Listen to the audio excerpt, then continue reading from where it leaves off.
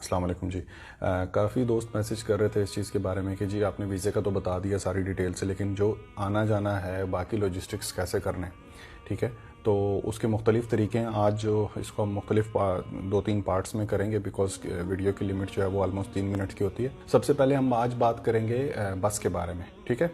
तो बस के जो है ना वो 2 तरीके हैं आपके पास जाने के। ये वीज़ा आपने अगर ले लिया है तो अब आपके पास 2 तरीके हैं जाने के।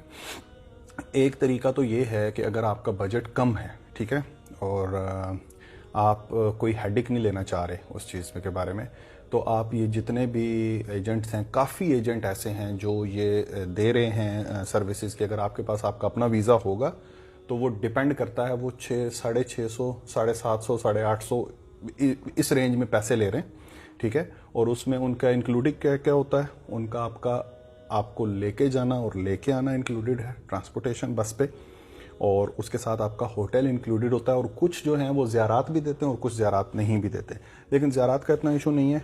हाँ, बसें फिर रही होती हैं, वो मतलब लोकल ट्रांसपोर्ट्स होते हैं, तो आप कर सकते हैं, ठीक है। अच्छा, ये जो है ना ये आपका एक तरीका हो गया। इसमें आपको जो है वो होटल पड़ेगा और आना जाना पड़ेगा, और इसकी जो रेंज होती है वो तकरीबन 650 दरहम से स्टार्ट होती है, 650, 750, 850, डिपेंड करता है एजेंट पे।